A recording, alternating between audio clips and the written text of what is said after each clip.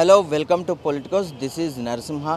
తెలంగాణ తల్లి సోనియమ్మ గారి జన్మదిన వేడుకల సందర్భంగా కూడా గాంధీ భవన్ అంతా కూడా కోలాహలంతో నిండిపోయింది. అనేక మంది కార్యకర్తలు, నాయకులు కూడా ఇక్కడికి వచ్చి ఆమెను విష్ చేసిన పరిస్థితులను. సో దాంతోపాటుగా మనతో పాటు కాంగ్రెస్ సీనియర్ నాయకురాలు ఇందిరా శోభ గారు మనతో పాటు ఉన్నారు. దీనికి సంబంధించినటువంటి ప్రస్తుత కార్యాచరణ ఎలా ఉంది, కాంగ్రెస్ పార్టీలో జరుగుతున్నటువంటి ఈ వేడుకలు కానివ్వండి, తర్వాత ఏదైతే తెలంగాణ తల్లి విగ్రహం ఏర్పాటుకు సంబంధించి కూడా కొన్ని అంశాలు అయితే ఇటు ప్రతిపక్షాలతో కూడా ముడిపడి ఉన్న నేపథ్యంలో విమర్శలు కూడా వెల్లువెత్తుతున్నాయి. సో వాటి గురించి ఒక క్లారిటీ తీసుకునేటువంటి ప్రయత్నం చేద్దాం. నమస్తే మేడం. నమస్తే.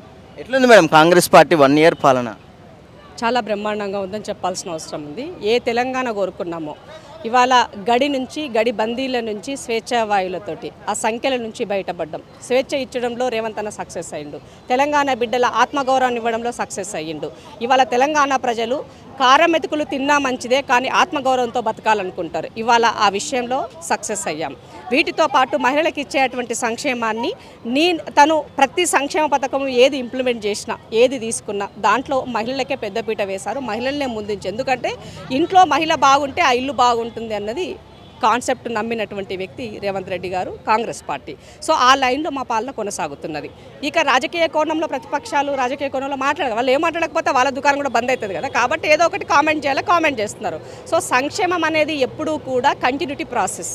మేము వచ్చిన 10 మీరున్న 10 సంవత్సరాల్లో చేయలేని పనులు 1 yearలో మేము చేసాం. ఇంకా చేయాల్సిన అవసరం ఉంది, చేసి చూపిస్తాం. అది మా చిత్తశుద్ధి. సో ఇంకొక విషయం ఏంటంటే దేశంలో కానీ ఎక్కడ చేయలేనటువంటి ఇవాళ ఏమంటారు, ఒక హిస్టారికల్ డిసిషన్లో జనగణన అయి ఉండొచ్చు, రుణమాఫీ అయి ఉండొచ్చు. ఇవాళ అధికారంలో ఉన్నటువంటి భారతీయ జనతా పార్టీ ఎక్కడా చేయలేదు.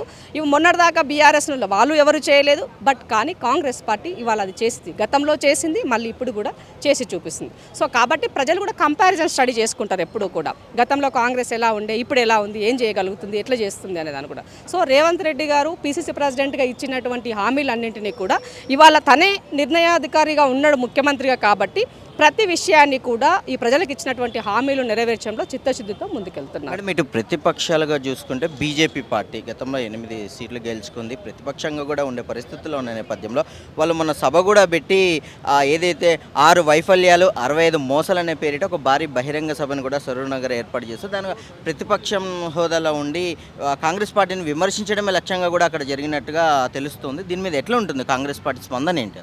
అసలు భారతీయ జనతా పార్టీకి మాట్లాడే నైతిక హక్కు ఉందా మనం ఆలోచించాల్సిన అవసరం ఉంది. తెలంగాణ సమాజం వాళ్ళు ఎప్పుడో మర్చిపోయింది బీజేపీ ఇక్కడ ఉంది అని. ఎందుకనంటే మీరు ఇచ్చిన హామీలు, మా హామీల గురించి మాట్లాడే ముందు మీ హామీల గురించి మీరు ఆత్మపరిశీలన చేసుకోవాలా. ఎందుకు అనంటే ఇంటింటికి మీరు ఏం చెప్పారు ఆ రోజు, ప్రతి సంవత్సరము పర్ ఇయర్ 2 కోట్ల ఉద్యోగాలు ఇస్తామన్నారు. ఎన్ని ఉద్యోగాలు ఇచ్చారు? నల్లధనాన్ని తీసుకొచ్చి ప్రతి ఇంట్లో 15 లక్షలు ఇస్తామన్నారు. ఎంతమందికి ఇచ్చినారు?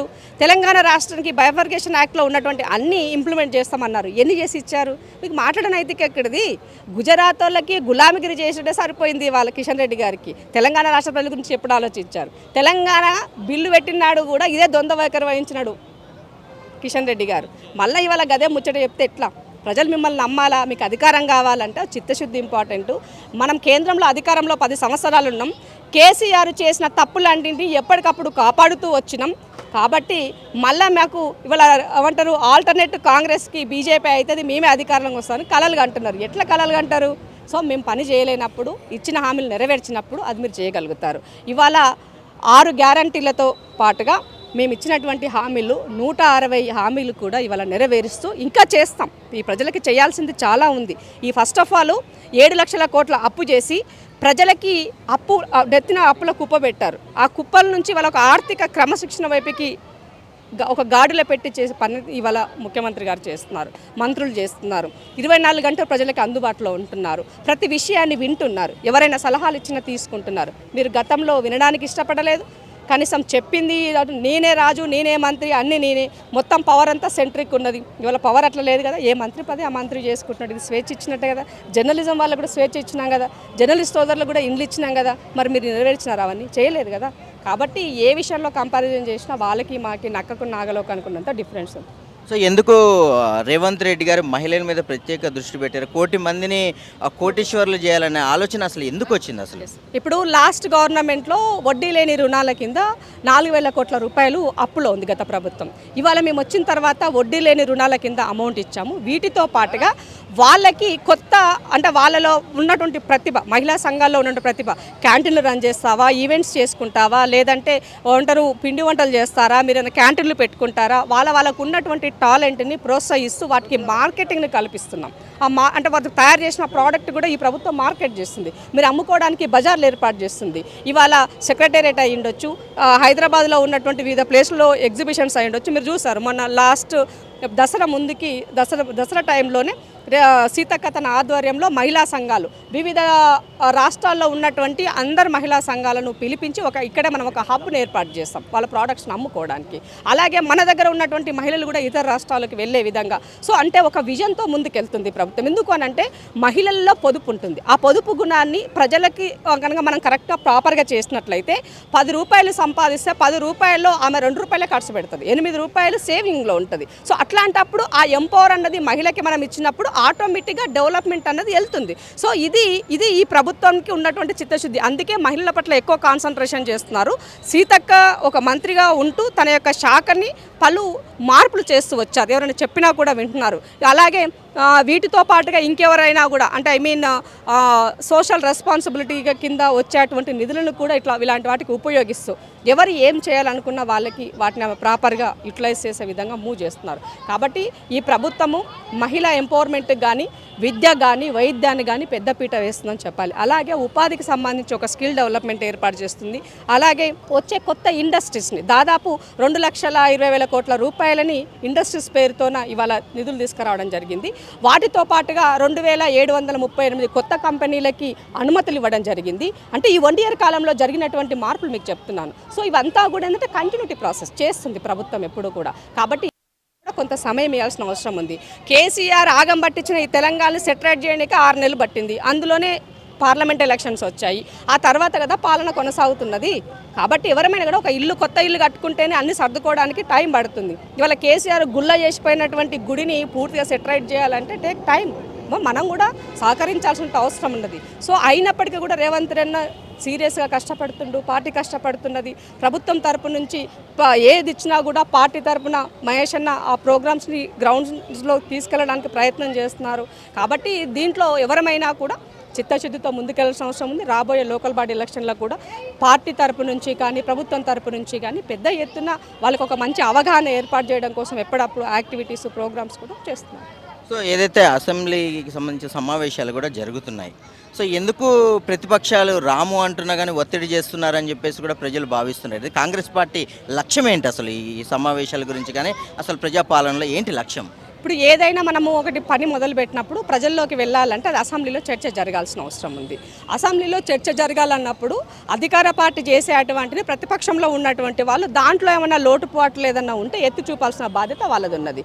సో అంటే ప్రజలు 2 ఇచ్చారు, పాలకపక్షం ఇచ్చారు, ప్రతిపక్షం ఇచ్చారు. పాలకపక్షంగా నాకు ఎంత బాధ్యత ఉందో ప్రతిపక్షంలో ఉన్న నీకు కూడా అంతే బాధ్యత ఉంది కదా. రేవంత్ అన్న ప్రతిపక్షంలో ఉన్ననాడు ఆయన నాయకత్వంలో చాలా సీరియస్గా గ్రౌండ్లోనే ఉన్నారు. 24 గంటలు ఏదో ఒక ప్రోగ్రామ్, ఏదో ఒక మూమెంట్, ఏదో ఒక ఉద్యమం, ప్రతి విషయాన్ని ఎప్పటికప్పుడు ఎత్తి చూపుతూ ఆధారాలతో సహా ప్రజల ముందు పెట్టినారు. సో అలాంటప్పుడు ఇవాళ అధికారంలోకి వచ్చిన తర్వాత ఇవాళ దానిని ఆయన మర్చిపోలేదు. సో అంటే ఒక గ్రౌండ్ నుంచి వచ్చినటువంటి లీడర్గా ఒక ముఖ్యమంత్రికి అవకాశం వచ్చినప్పుడు ఇంకా ఏదో చేయాలని ఒక విజన్ ఉంటుంది కదా. అలాంటి విజన్లో ప్రతి మనిషికి ఎన్ని తెలిసినా కూడా ఎక్కడో కొన్ని మిస్ అవ్వచ్చు. ఆ మిస్ అయినప్పుడు ప్రతిపక్షంలో ఉన్నట్టు నువ్వు గుర్తు చేయి, మేము వినడానికి సిద్ధంగా ఉన్నాం కదా, అది తెలియజేస్తున్నాం. మరి నీకు అప్పుడు ప్రతిపక్ష హోదా ఎందుకు? వదిలేసే, రిజైన్ చేయడానికి ఇంకెవరికి ఇస్తారు వేరే వాళ్ళకు? మీరు గతంలో ప్రతిపక్షం ఉండొద్దని కాంగ్రెస్లో ఉన్నటువంటి ఎమ్మెల్యే మీ పార్టీలో చేర్చుకున్నారు. మీరు అక్కస్తోటి అది ఎంఐఎంకి ఇచ్చారు. అయినా మేమేం ఊరుకోలేదే, ప్రజాక్షేత్రంలో ఉన్నాము, అసెంబ్లీలో కొట్లాడినాము, బట్టి గారు సీఎల్పీ లీడర్గా పనిచేస్తున్నారు. మీరు హోదా తీసేసినప్పటికీ కూడా ఆయన పాత్ర ఆయన పోషించాడు. కాబట్టి ప్రతిదీ కూడా అంటే పిల్లి కళ్ళు మూసుకొని పాలు తాగుతున్నట్టుగా కేసీఆర్ గారు పదే ప్రతి విషయాన్ని పొలిటికల్ చేయాలా, బూమ్రంగ్ చేయాలా, నేను ఫామ్ హౌస్లోనే పండుకుంటా, నా అల్లుడు నా కొడుకు చూసుకుంటాడు, నా బిడ్డ చూసుకుంటుంది అనుకుంటే తెలంగాణ ప్రజలు అధికారం ఉన్నప్పుడు మీరు ఏం చేశారో అధికారం కోల్పోయినగా కూడా అట్లనే ఉన్నారు, అహంకారం పోలేదని అర్థమవుతుంది. కాబట్టి తప్పకుండా ఆ పార్టీ అస్తిత్వం కూడా కోల్పోయే ప్రమాదం ఉంటుంది. సో మహిళా సాధికారతను సాధించడం కోసం వారి హక్కుల పోరాటం కోసం ఇటు రాష్ట్ర మహిళా కాంగ్రెస్ సభ్యులుగా అటు కేంద్రంతో కానీ ఇటు మిగతా రాష్ట్ర ఇటు కాంగ్రెస్ ప్రభుత్వం కానీ ఇంకా ప్రతిపక్షాలతో కానీ ఎట్లా ముందుకెళ్తారు, ఎట్లా పోరాటం ఏమన్నా ఉంటుందా? మహిళా సంక్షేమానికి పెద్దపీట వేస్తున్నప్పుడు భారతీయ జనతా పార్టీ తన వంతు సహకారం అందించాలి. ఇక్కడ నుంచి జీఎస్టీ ఎట్లా వసూలు చేయాలన్న జాస ఉంది తప్ప ఇవ్వాల్సినటువంటి వాటిపైన వాళ్ళకి చిత్తశుద్ధి లేదు. ఇక్కడ ఉన్న బీజేపీ వాళ్ళకి ఏమాత్రమైన చిత్తశుద్ధి ఉంటే మా రాష్ట్రాన్ని కూడా నిధులు ఇవ్వండి, గుజరాతే కాదు ఆంధ్రప్రదేశే కాదు మీతో భాగస్వామ్యం ఉన్న రాష్ట్రాలే కాదు ఈ రాష్ట్రం కూడా మనం భాగస్వామ్యం కావాలంటే మన యొక్క వంతుగా మనం ఇవ్వాల్సిన అవసరం ఉందని చెప్పండి. అది చెప్పకుండా ఈడ రాజకీయ స్టేట్మెంట్లు ఇచ్చి పొలిటికల్ స్టేట్మెంట్స్ ఎన్ని రోజులకున్నా గట్లే ఉండాలి మీ పరిస్థితి. ఏదో మీ టైం బాగాలేక 40 స్థానాలు వచ్చినాయి మొన్న హైదరాబాద్లో, రేపు అవి కూడా వచ్చే పరిస్థితి ఉంటుంది. అంటే స్థానిక ఎన్నికల్లో రావంటారు ఈసారి? చెప్తున్నాను రాదని చెప్తున్నాను. ఇప్పుడు మహారాష్ట్రలో గెలిచినంత మాత్రాన దేశమంతా గెలిచినామంటే అనుకుంటే ఎట్లా? మహారాష్ట్రలో మీరు ఎట్లా గెలిచారో అందరికి తెలుసు, ఏమేం చేశారో అందరికి తెలుసు. అది ఏమంటారు, దేశంలో నరేంద్ర మోదీ గారి యొక్క ఆయనే ప్రధానమంత్రి అవుతాడు ఆయన మాన్యం ఉంది అన్న పార్లమెంట్ ఎలక్షన్లే మహారాష్ట్రలో కొట్టినారు. మరి లోకల్ బాడీ ఎలక్షన్లో మీరు గెలిచిరంటే ఎట్లా గెలిచారో ఈ సమాజానికి తెలుసు. అంటే ఇప్పుడు బండి సంజయ్ గారు కానీ అంటే కిషన్ రెడ్డి గారు కానీ ఖచ్చితంగా హైదరాబాద్లో స్థానిక ఎన్నికలకు సంబంధించి కూడా మేము విజయభోరి మేగిస్తాము, కాంగ్రెస్కి తగ్గుతుంది ఓట్ పర్సంటేజ్ అంటున్నారు. ఎట్లా ఏది మాతో చెప్తున్నారు? మా బండన్న కళలు కంటుండని చెప్పాలి. ఎందుకంటే లాస్ట్ టైం ఏదో ఏమంటారు గుడ్డిలో మెల్లలాగా 40 వచ్చినాయి, ఆ తర్వాత ఉన్న పదవి వీకినారు, ఆ తర్వాతకి ఆయన అస్తిత్వమే కోల్పోయే పరిస్థితికి వచ్చినాడు.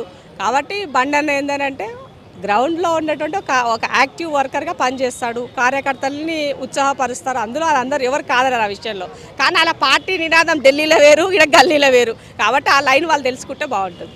సో ఫైనల్గా తెలంగాణ రాష్ట్ర వ్యాప్తంగా ఇటు ఆంధ్ర కానీ తెలంగాణ రాష్ట్రం చర్చించదగ్గ అంశం హాట్ టాపిక్గా మారింది తెలంగాణ తల్లి విగ్రహం గురించి.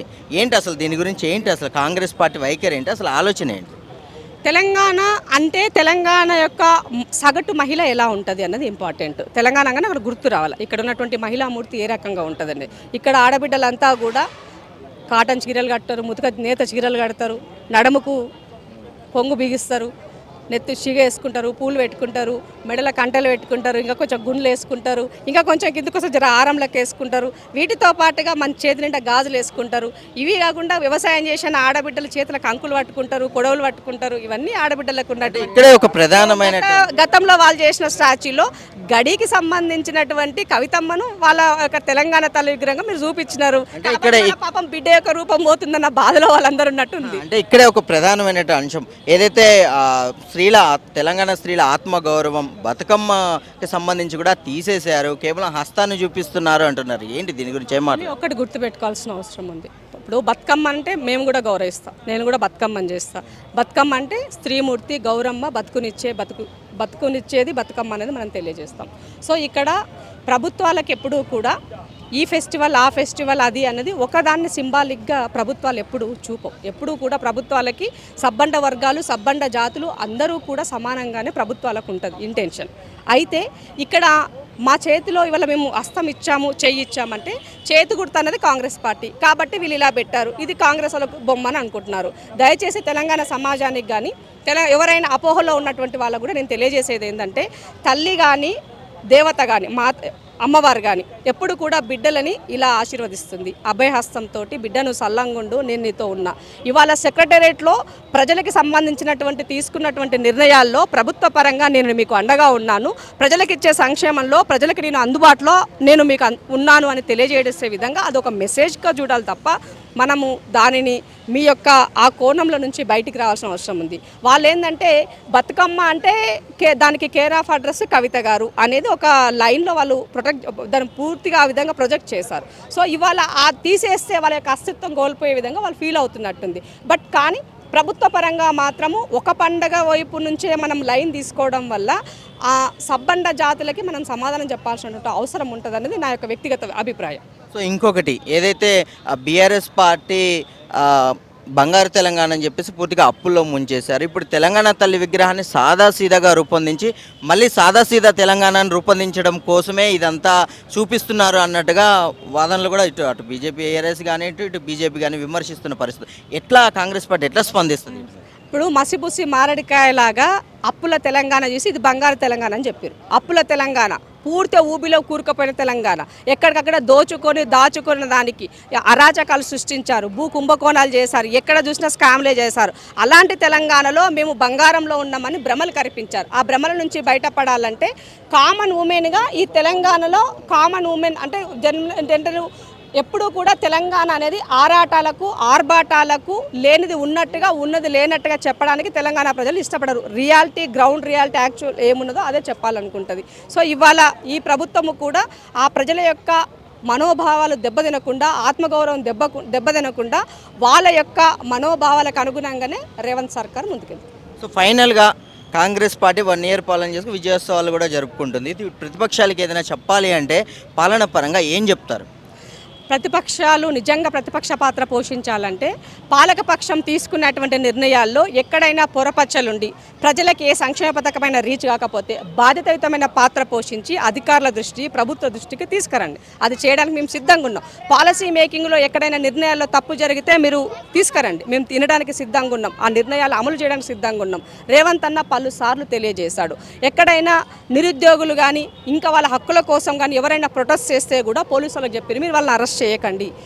ఈ తెలంగాణ స్వేచ్ఛకి కేర్ ఆఫ్ అడ్రస్.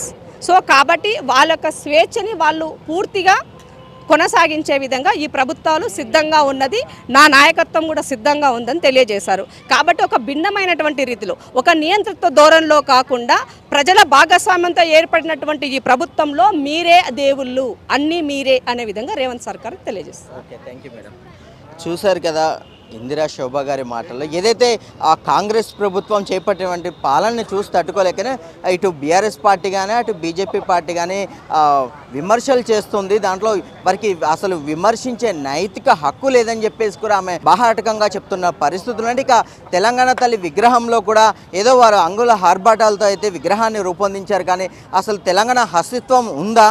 మేము ఆ తెలంగాణ అస్తిత్వాన్ని నిలుపుకోవడం కోసమే తెలంగాణ తల్లిని ఒక తెలంగాణ మహిళలు ఎలా ఉంటారో ఆ రూపుదాల్చాం. కేవలం తల్లి అంటే ఆశీర్వదించేటువంటి హస్తం ఉండాలి కానివ్వండి, అది లేకుండా పెట్టడం అనేది కరెక్ట్ కాదు. తల్లులు ఎప్పుడు ఆశీర్వదించాలి, బిడ్డలు ఎప్పుడు కూడా ఆశీర్వదింపబడాలి అని చెప్పేసి ఒక కారణాన్ని కూడా చూపిస్తున్నారు. దీన్ని ఏదైతే రాజకీయంగా దీన్ని విమర్శలకు తీసే విధంగా కూడా బీఆర్ఎస్ పార్టీ కార్యకర్తలు కానీ నాయకులు కానీ విమర్శిస్తున్నారు. ఇది అంత మంచి పద్ధతి కాదు అని కూడా వారు మాటల్లో చెప్తున్న పరిస్థితులు ఉన్నాయి. సో బతుకమ్మకు సంబంధించి కూడా బతుకమ్మ అస్తిత్వాన్ని తీసేస్తున్నారా, అసలు ఎందుకు తీశారని చెప్పేసి మాట్లాడడం వల్ల కూడా దాని గురించి కూడా ఆమె క్లారిటీ ఇచ్చిన పరిస్థితులు. ఏదైతే ఉందో తెలంగాణ తల్లి అంటే ఇలా ఉండాలి, ఖచ్చితంగా ఇలా ఉంటుంది అనే ఒక ఉద్దేశంతోనే కాంగ్రెస్ పార్టీ విగ్రహాన్ని రూపొందించింది. తెలంగాణకి సంబంధించి తెలంగాణ తల్లి పూర్తిగా అన్ని అంశాల్లో కూడా ముడిపడి ఉంది. ఇట్లా విమర్శలు చేయడం కరెక్ట్ కాదు, ఎవరికి నచ్చినట్టుగా వారు రూపొందించడం కాదు. తెలంగాణ ఏదైతే ఉందో ఆ విప్లవ భావాలు కానివ్వండి, తెలంగాణకి సంబంధించిన వైభవం కానివ్వండి, అన్ని అంశాలు సాంస్కృతిక సామాజిక ఆ సాంప్రదాయాలన్నింటినీ కూడా మేళావించుకొని తెలంగాణ తల్లి ఎలా ఉండాలో నిక్కచ్చుగా అలా ఉండేలా మేము రూపుదిద్దామని చెప్పేసి కూడా సీఎం రేవంత్ రెడ్డి పూర్తిగా ప్రజాపాలన సాగించడంలో ప్రజల కోసమే అట్టడుగు వర్గాలను కూడా అభ్యున్నతి కోసం మహిళలు కానీ సాధికారత సాధించడం కోసం వారి హక్కుల కోసం పోరాడడం కోసం కూడా వారు పనిచేస్తుంది అని చెప్పేసి కూడా ఆమె మాటలు వ్యక్తం చేసిన పరిస్థితిలో ఇది ఇప్పటి వరకు అప్డేట్. కెమెరామెన్ లోకేష్తో Narasimha reporting from Gandhi Bhavan, Hyderabad. Please subscribe to the channel and download the Politicos app from the links in the description.